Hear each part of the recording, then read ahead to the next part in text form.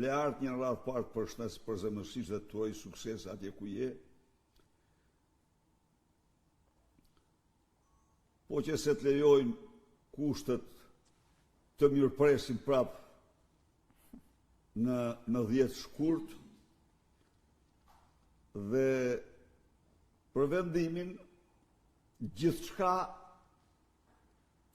është për Ramën.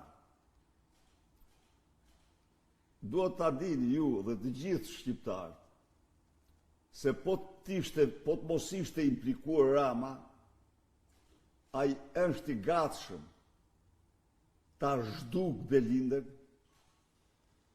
pa pyet për të fare. Por problemi është se dosjet, qoftë dosja e Belindës, qoftë dosja e Akshit, të cilat nxjerrin me shëmtin më të madhe të vërtetat e Edi Ramës, nxjerrin se Edi Rama është ai autori i tunelit Llogaras dhe përfituesi kryesor i 15 milion eurove, nxjerrin se Edi Rama është personi që përcaktonte fituesit e tendrit të Unazës Madhe, nxjerrin më keq se çdo gjë tjetër se Edi Rama është Ergyll Sagasi i vërtet.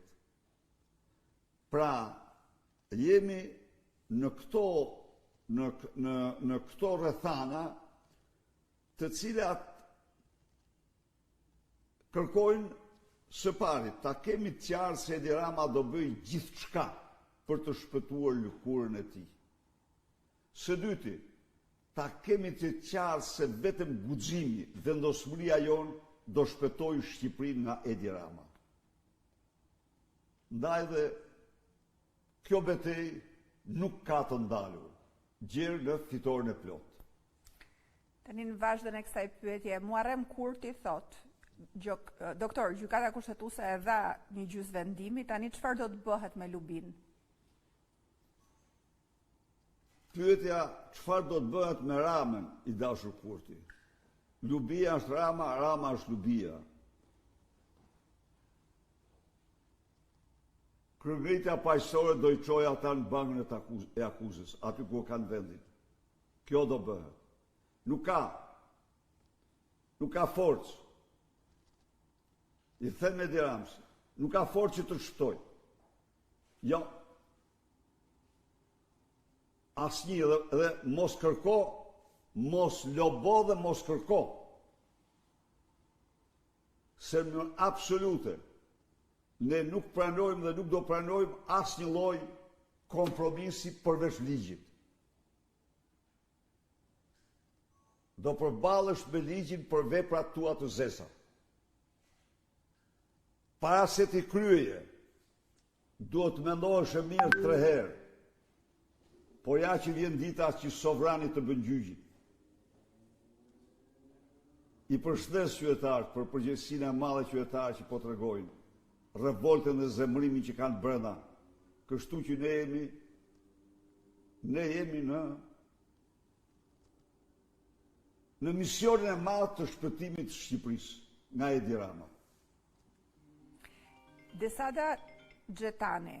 Përshëndetje doktor, një fundjavë të mbar, në media flitet për një ndërprerje të procesit të integrimit nga Bashkimi Evropian. A keni ndonjë informacion? Desada të përshëndes. Përzemërsisht, ajo çka unë kam disa qeveri kryesore në Europë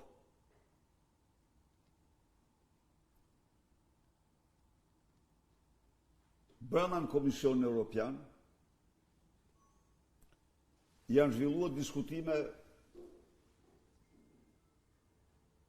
shumë